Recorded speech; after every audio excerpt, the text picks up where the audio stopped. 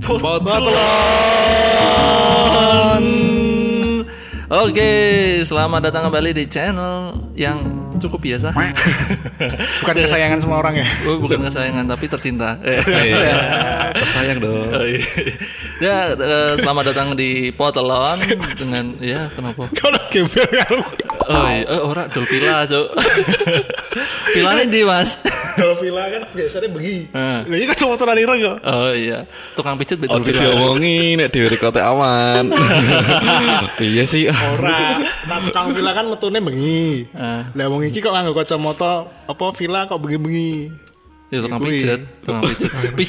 Pijet yang di pinggiran. Oh, ngarep Sri Ratu Pemuda. Regane 5.000 nek ono udan ki langsung lunga. Sorry. Aku bukan penjaga villa. Aku pendaki. Nih. Bromo. Pendaki apa anak? Hipes. Ya, dengan saya Genter di sini. Saya Londo Kampung. Dan tak lupa dengan saya Wantek. Hai. Ya, jadi di video kali ini, di pembahasan kali ini, di podcast kali ini, kita mau ngebahas yang sedikit Lagi hot. nah, yang lagi hot. Dan ya kita mau ngebahas keadaan Indonesia sekarang ya. Sok banget ya Potlon sopo. Pasti tentang kebakaran nih. Wah, Kebakarannya pasar keadilan. Api, semua api, kebakaran keadilan. Keren. Keadilan toko bangunan. Aduh. Anda pasti nggak nonton TV ya? Anda temannya pasti jogging semua ya. Ya, jadi akhir-akhir ini kan ada kasusnya si Jering yang dia berpendapat habis itu kena hukuman dan sekarang jadi tersangka. Habis itu ada yang viral juga si Anjay. Itu si Anjay, dan kebetulan dua kasus itu ada di saat posisi PSBB mau diaktifkan lagi. Wah, itu kan gila. Rasa terkekangnya itu luar biasa ya. Benar-benar nggak asik banget lah. Kebebasan kita dikekang. Gimana mau bebas PSBB? Iya. Nah, yang pertama nih, terutama yang kasus Jerings. Nah, teman-teman udah pada tahu lah ya. Udah pada tahu. Kalau nggak salah kena UU ITE ya. Nah, lagi-lagi UU ITE men. Seakan-akan UU ITE itu jadi senjatanya para netizen ya. Dalam arti bukan netizen aja sih, kayak orang yang baper. Orang baperan lebih tepatnya. Lah benar. Orang yang merasa dirugikan mungkin.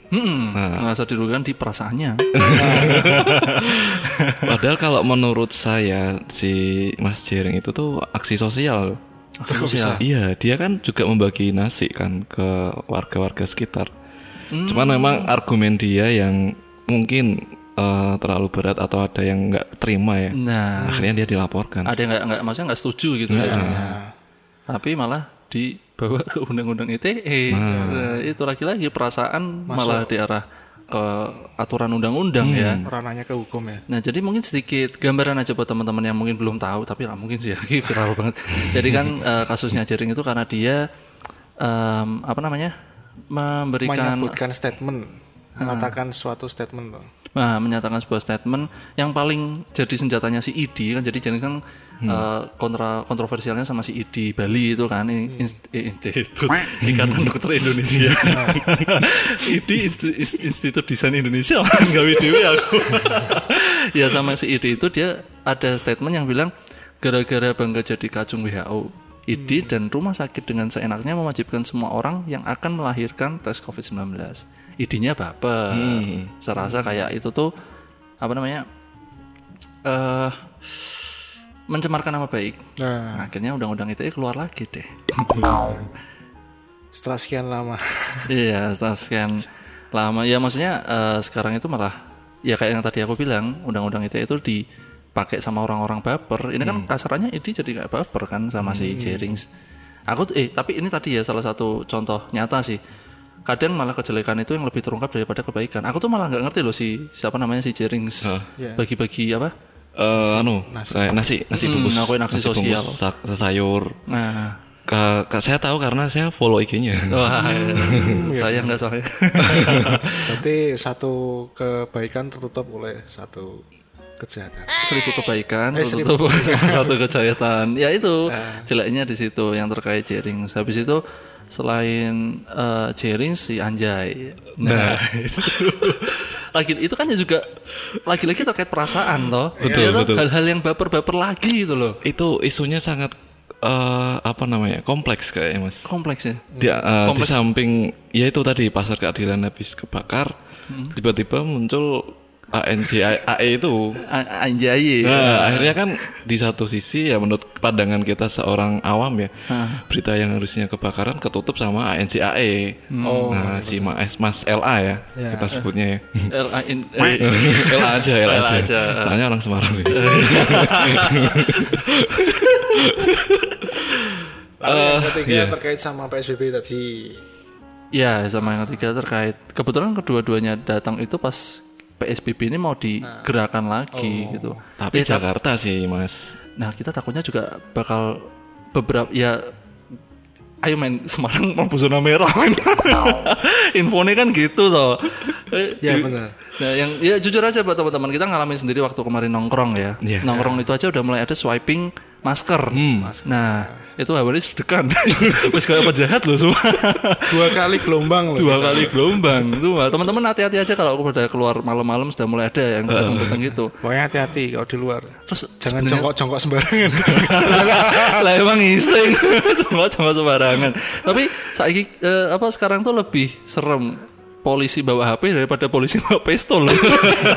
Ya toh? Ya, karena di foto kan. Nah, itu. Foto di video. Terus balik lagi ke kasusnya yang Jering tadi. Itu sekarang proses hukumnya gimana itu kalau dari kabarnya? Kalau aku terakhir yang ngikutin tuh pas dia walk out sama si kuasa hukumnya ketika mau persidangan itu secara online. Oh iya, aku baca beritanya sih yang waktu itu dia kayak ya karena pengennya langsung ketemu tatap langsung tuh. Tatap muka langsung. Tatap muka saat persidangan kan. Jadinya dia walk out dari persidangan online itu. Karena si kuasa hukumnya merasa kalau yang mereka lakukan itu tidak sesuai dengan aturan gitu loh kayaknya. Jadinya ketika hak untuk dalam persidangan itu harusnya secara bertatap muka. Ah iya. Karena riskan terhadap yang namanya ketika itu secara online video bisa diretas atau bisa disalahgunakan atau apa. Seperti siapa tahu orangnya juga cloningan kan atau cari kembarannya itu. Itu live IG atau live streaming YouTube Mas? Live streaming pengadilan. LSP berarti ya. Takutnya malah cari viewer itu nanti persidangannya. Jangan-jangan malah pengadilan bikin channel ya. Iya. Kan seharusnya sifatnya kan tertutup ya, maksudnya di ruangan kan. Itu pun kan juga udah jaga jarak kan dari hakim sama si ini. Tapi nggak tahu ya itu untuk persidangannya dia dibuka secara umum, maksudnya diperlihatkan secara khalayak atau nggak tahu, kurang tahu. Cuman yang paling bikin si Jering resah kan kenapa online? Paling maksudnya benar-benar pas itu ya tatap muka kan kalau si Jering itu. Kalau terakhir aku baca berita memang dia kan sudah di statusnya itu tersangka. Udah si tersangka Jering sudah tersangka. Padahal nggak nyuri ya. Nah kalau udah status tersangka dia kena hukuman berapa? Kalau aku baca artikel ya karena kemungkinan terkaitnya sama pasal 45 Undang-Undang ITE di sini itu penjara paling lama 6 tahun dan denda paling banyak 1 miliar. Ya mungkin kalau 1 miliar sih beli Jering punya lah. Nah kalau 6 tahunnya itu parah. Nah, kalau buat aku ya paling ganjel itu kalau peraturan yang ngatur sebuah perasaan itu. Iya susah. Maksudnya perasaan kan subjektif ya men. Misal ke Jerings, aku ID. Nah kamu ngasih pendapat-pendapat yang kayak gitu. Ketika perasaan bisa aja perasaan si ID aku sama ID-nya dia sesama ID dia bisa aja, tapi aku tersinggung. Nah kan subjektif, nggak pasti gitu loh. Nah karena ada beberapa artikel juga, ada hampir kurang lebih beberapa negara itu sudah menghilangkan hukum yang terkait tentang pencemaran nama baik. Pokoknya yang berbau-bau kayak ya karena perasaan gitu loh ya. Jadi ya sudah mulai dihilangkan. Dari PBB pun juga sudah memberikan saran yang hukum itu kan sebenarnya itu hukuman lama atau itu kan zaman kolonial ya. Nah, hukuman seperti itu sudah mulai dihilangkan apalagi di zaman sekarang gitu. Berarti yang kaum sakit hati ini cukup tenang nih banyak dekengan. Iya benar. Benar. Jadi dilindungi undang-undang. Anda beruntung. Nah itu sebenarnya nyangkut juga sama yang tadi si Anjay. Nah ketika ini Anjay muncul sih bilangnya katanya edukasi. Ya, untuk edukasi. Katanya edukasi ya, bahasa untuk anak bangsa. Edukasi yang dia sasarkan kemana maksudnya?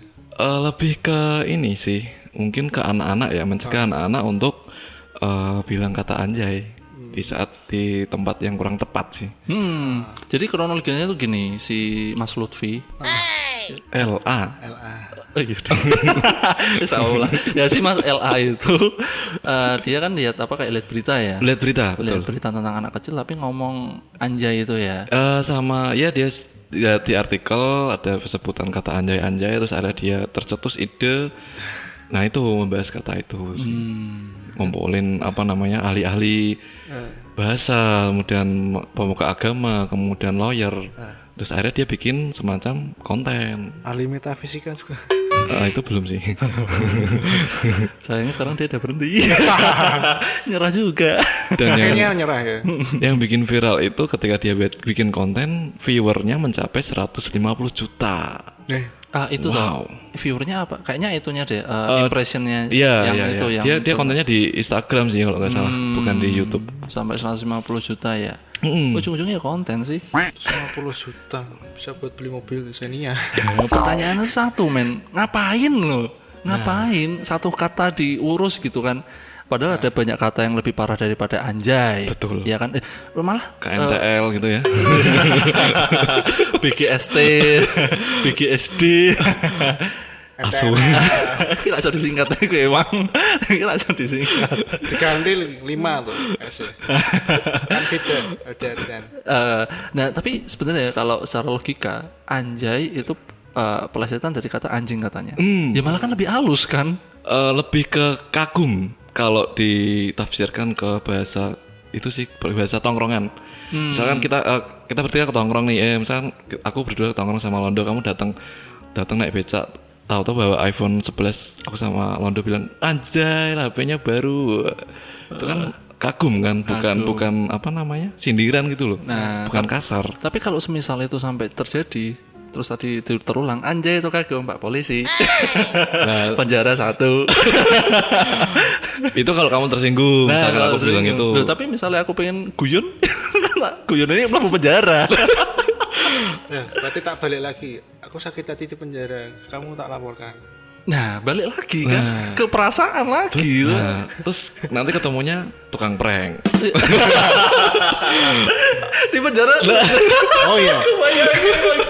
Aku bayangin penjara sih biasanya maling, pembunuh gitu, tukang apa lah sing serem-serem, narkoba lah, apalah, begal. Kumpulan nih tukang prank, tukang ngomong anjay. Seakan-akan jadi narapidana mas jadi pengalaman nantinya. Itu pengalaman. Ya suka sih. Iya gak sih? Aduh.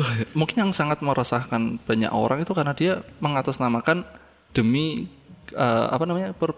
demi masa depan bangsa, anak bangsa, masa depan anak bangsa. Fuck banget men. Mending nggak usah jauh-jauh kayak temennya kita si Gusti kemarin. Nah dia bank sampah, jelas kan dampaknya. Ngadain bank sampah nggak harus ngusut anjay gitu, ngapain? Ada bukti nyata ya. Ada bukti nyata, bener. Buat apa gitu loh? Wis mang kurang kerjaan. Ya. Semakin tapi kalau memang sampai terjadi, terus kayak si Jering yang berpendapat itu kan kalau yang si Jering kan kebebasan berpendapat berarti dikekang. Dibatasi. Terus si Anjay kan perasaan juga akhirnya. Nah, kita udah kekang nih. Ditambah pas PSBB. Wadidaw. Meh keluar ISO, meh cuit-cuit ning internet yo dibatasi. Ya jadi manusia baula lah wis. Sanggup apa ya? Ya, ini terkait sama PSBB nih. Ini ada berita, sempat baca berita dari tempo.co kalau nggak salah ya. Itu tentang Presiden Jokowi itu kritisi Gubernur DKI terkait PSBB jilid 2 yang dimulai akan dilaksanakan di tanggal 14 September, Senin berarti 14 September. Ya. Perwakilannya lewat 2 menteri dan 1 wakil menterinya, yang mana PSBB akan diketatkan lagi dan ditakutkan itu akan berdampak ke sektor ekonomi, perdagangan sama perindustrian. Tuh.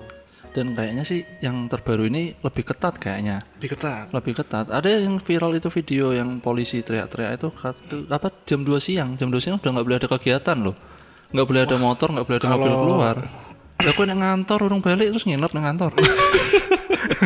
Itu di mana Mas lokasi? Lokasi kalau nggak salah di Jakarta loh. Okay. Tapi memang itu masih di Jakarta sih. Tapi kan kita nggak bisa tahu, pasti akan ke beberapa kota di sekitaran pasti juga ikut kena. Nah jadi kalau ketiga itu kan tadi ada 2 terus sama ada 2 yang tentang peraturan diatur karena perasaan sama itu hadir di saat PSBB akan aktif. Luar biasa ya. Ini Indonesia atau Korea Utara? Penuh tekanan men. Belum lagi mereka yang kerja dengan segala target-targetnya. Akankah ada Dalgona jadi 2 ini? Kita tunggu. Dalgona versi 2 ya. Donat kentang versi 2. Duh, nah. Kiono berita unik juga gitu. Oh iya, apa? Tapi terkait PSBB. Salah satu public figure tahu Dinar Kendi. Dinar Kendi. Ya ngerti sih kalau Kendi ya. Dinar Kendi. Ketok nek ngono ki. Wonge ngadekan senan. Enggak. Maksudnya tegak berdiri tegak. Enggak, waktu baca berita kok ada menarik sekali. Nah, apa beritanya apa men? Ya itu salah satu public figure ya dia. Iya, atau dia itu mengungkapkan bahwa dirinya itu ingin diambil aja kalau jobnya ini sepi gara-gara ada PSBB jilid kedua ini. Nah, misalkan ini mau diberlakukan lagi. Ini malah kayak yang sebelumnya deh. Kan pernah kan yang apa itu minta dinikahi atau apa itu loh. Oh ada ya. Yang kasih 1M apa 2M itu loh. Iya ada. Teman ini Dinar Kendi men. Iya kan ini yang jilid 2-nya mungkin. lebih. Nah yang lucu tuh di komen IG-nya si Dinar Kendi itu juga banyak manusia manusia tegak ya. Manusia tidak tulang. Rasa Anda ini mesti. Tidak. Balik main emang. Tapi gak apa-apa, biar gak stres kan. Seperti ini juga hiburan juga kan buat kita kan. Hiburan untuk para manusia tegak itu ya. Nah terus sedikit kembali yang tadi ada terkait aturan-aturan, kita coba sedikit melihat. Nah kita membandingkan, kita lihat ke negara yang nggak begitu jauh di Singapura. Kalau tadi kan aturan-aturan kita masih yang perasaan banget gitulah ya. Nah di Singapura itu tuh ada beberapa aturan yang simple tapi memang dampaknya gede men. Contohnya ada yang pertama, tidak menyiram toilet didenda $150. Mengapa? Tidak menyiram toilet. Tidak menyiram. Nah, enggak di-flush. Bayangin, enggak di-flush kayak ning PSBBU umum. Nah, nek misalnya itu enggak guyur $150 loh ning ngono iki. Nek diterapkan di Indonesia, tapi dampaknya Singapura kan jadi bersih loh. Tapi bisa ketahuan dari mana itu flashnya? Itu aku baca di artikel itu mereka kayaknya masang sensor bau urin. Jadi di situ kalau masih ada bau urin itu ada bunyi. Bayang no, kayak urung guyur kicur kan. Oh tidak. Langsung diguyur kan. Berarti enggak ada yang jaga toilet ya di sana? Yang jaga toiletnya enggak ada ya? Aman, enggak ada masuk ke kotak 2000. Otomatis bersih karena sudah ditutup kayak gitu. Iya, habis itu merokok tidak di tempat umum. Nah, di sana enggak boleh merokok di tempat umum. Enggak boleh. Jadi memang ya merokok di tempatnya, ada smoking area, ada smoking room ya memang itu untuk perokok gitu kalau di sana. Jadi mereka memang simple yang terkait lebih ke dampak di masyarakat sih. Negara disiplin sih. Nah benar, negara disiplin. Habis itu ada yang membuang sampah sembarangan denda $300. Nah, ini sebenarnya bisa loh diterapin di Indonesia kalau mau pengen sampahnya nggak terlalu menggunung. Harusnya peraturan itu seperti itu. Nah dikuatkan. Yang dikuatkan kayak sampah itu kan ada dampaknya kan. Walaupun memang nanti kita bakal, apa sih? Tapi kan selama-lama beradaptasi kita ngerasain efeknya. Ya. Ternyata jadi lebih bagus. Nggak kayak anjay. Loh di mana Singapura ya? Buang karet aja juga kena denda loh di sana. Nah. Misalnya kita mainan nih jebret-jebretan. Tahu-tahu karetnya jatuh kita lupa ambil, kita kena denda loh. Wes jebret polisi jatuh. Nah. Terus sama apa? Meludah ya? Nah, meludah itu yang paling ngeri sih. Meludah di tempat umum dendanya $1.000. Meludah loh. Jebret $1.000 men. $1.000 loh. Mungkin itu menjaga kayak sopan santun ya kan. Karena kan kita juga rasanya nggak enak kalau ada orang tiba-tiba sebelah depan lagi. Anjir, anjay. Nah, terus selain Singapura, kita agak jauh dikit. Ada yang punya peraturan yang unik sih. Di Kuba, rakyat gratis naik kendaraan dinas dan diwajibkan secara hukum untuk memberi tumpangan mengantar sampai tujuan. Jadi kayak mobil polisi, di sana misalnya memang ada orang minta tolong dianterin di sana di Kuba ada hukumnya. Itu simple men, tapi memang berdampak di masyarakat kan, jadinya polisi benar-benar mengayomi. Nah, ya enggak. Tapi misalkan nang Indonesia cuma nge-trap aja. Diterke nang mobil, anakku kok di mobil polisi kenapa? Oh iya ya. Dikira kasus ya. Ampun, anakku kenapa, Pak? Ya, di edit gini. Kalau di sana silakan. Jebule ngeprank. Sorry, kalau yang di Kuba itu buat warga miskin atau semua secara hukum secara umum? Oh, secara umum ya. Orang kaya pun boleh ya? Boleh, semua boleh. Jadi warga memang pendatang juga pun. Enggak sejauh itu saya kontroloi semua. Turis gak ya turis? Kurang tahu, tapi dia memang dibikin secara hukum untuk mobil dinas diwajibkan untuk memberi tumpangan mengantar sampai tujuan. Kan keren, men. Kalau aku jadi warga negara sana, aku nggak perlu beli mobil. Ya nggak? Pengen naik mobil, telepon polisi. Woi, men, aku mau polisi loh, men. Ngapain juga? Ngapain kita repot DP, bayar cicilan, telepon polisi dong. Naik mobil. Dan tapi kalau kayak gitu, jadi kesan polisi nggak jadi serem kan? Iya betul. Jadi benar-benar kayak ya mengayomi kita gitu loh, tugasnya mereka. Nah terus di Brasil, agak jauh lagi dikit. Di Brasil itu mengurangi masa tahanan dengan membaca. Jadi itu untuk narapidana ya. Ini aku milih yang setidaknya itu masih mungkin lah dilakukan di Indonesia. Mengurangi masa tahanan dengan membaca. Di penjara tuh suruh baca dan membuat laporan. Jadi kayak skripsi gitu di penjara. Nah, kalau itu diterima, ngurangi 4 hari tahanan mereka. 4 hari masa tahanannya. Gokil lah. Jadi nggak cuman, kan biasanya kalau aku pernah sih ke lapas gitu, mereka paling diajari soft skill kayak jahit, bikin sepatu dan lain sebagainya. Kalau di Brasil tuh mereka memang suruh, kalau memang mau cepet ya belajar, baca gitu, bikin laporan kayak skripsi. Dan ternyata di sini terbukti bisa mengurangi 30% dampaknya supaya penjahat itu setelah keluar nggak kambuh lagi. Jadi benar-benar dia kan karena udah kayak kuliah ya di situ, akhirnya nggak punya mental penjahat lagi. Ya kan kalau diterapin di Indonesia kan ya gokil men.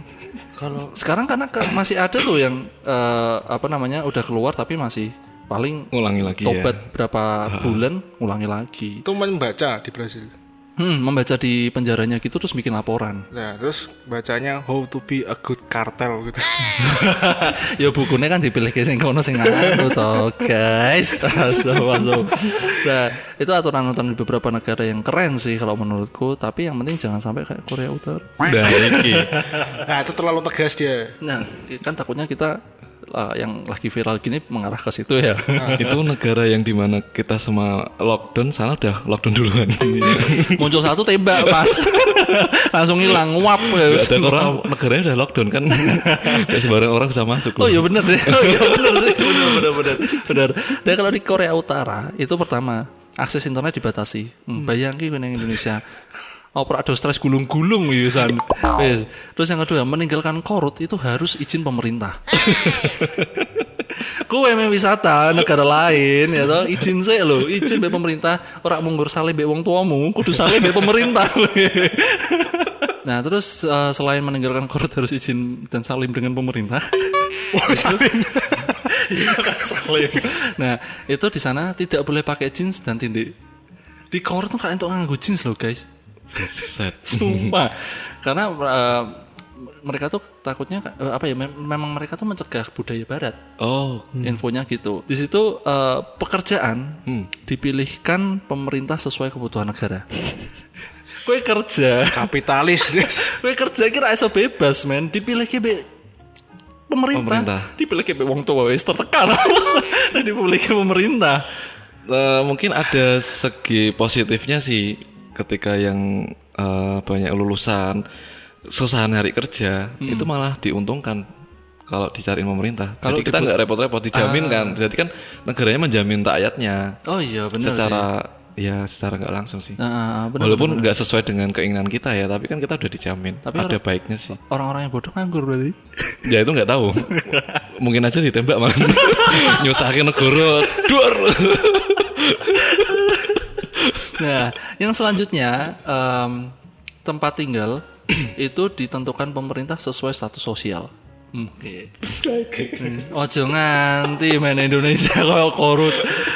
Tempat tinggal ditentukan sesuai status sosial loh. Nek dari awal Anda sudah kaya raya, enak. Nah, Anda terlahir di keluarga yang wadidaw, Kaum sutra ya. kaum sutra, ya selamat tinggal. Dan terakhir, kalau ini sih harus ditepati di Indonesia yang paling terakhir. Dilarang tidur saat rapat. Oh. Terutama rapat pemerintahan. Nah, kalau rapat sekolah jangan ya. Kan siswanya seneng. Terima kasih. Jadi kalau acara itu di tahun 2015 ada kasus Menteri Pertahanan dieksekusi secara terbuka dengan senjata anti pesawat. Senjata anti pesawat. Serius. Karena dia tidur waktu rapat, ada sama Kim Jong Un gitu, rapat pemerintahan. Nah kalau di Indonesia ya maka masa. Nah itu senjata nganu ya. Apa? Pesawat ya mau ya. di rudal cok. Bledeng. Awalnya aku rudalnya sak gede kok Dia langsung hilang. Kayak semut nih bu. Watu kan hilang. Ora sing di rudal ki sih tapi kan ke pesawat toh. Rudal gede toh. Lihatnya kena toh. Nah itu maksudnya contoh beberapa peraturan yang tidak dengan baper tapi efeknya kerasa gitu loh. Ya langsung jerah ya. Nah kalau yang Korea Utara serem sih. Maksudnya kita jangan sampai mengarah sampai ke situ gitu. Nah yang kayak beberapa tadi negara Singapura, Kuba, Brasil setidaknya memberikan dampak gitu. Nggak pakai perasaan kan. Kalau kita ngomongin yang tadi dua aturan si Jering sama si LA Anjay. Nah, itu. Ya, diambil segi positifnya aja dari informasi kami. Informasi. Kalau ada kesalahan mungkin bisa dibetulkan ya. Nah, dibetulkan di kolom komentar. Yang baper-baper ya kalau misalnya udah ngerasa nggak enak, langsung pindah ke channel lain aja gitu ya. Jangan ke sini. Kalau merasa kita diundang, kita belum punya pelindung ini, belum punya armor. Belum punya face shield ya. Face shield. Body armor. Body armor ya. Rombi level 3. Oke ya. Sekian dari kita karena kita potlon bukan panutan tapi untuk didengarkan. Wassalamualaikum warahmatullahi wabarakatuh. Bebaskan Jering. Iya, bebaskan Jering. Bebaskan berpendapat. Jangan jadi Korea Utara. Orang Indonesia bakal banyak yang bilang Dinar Candy. Yuk DM yuk.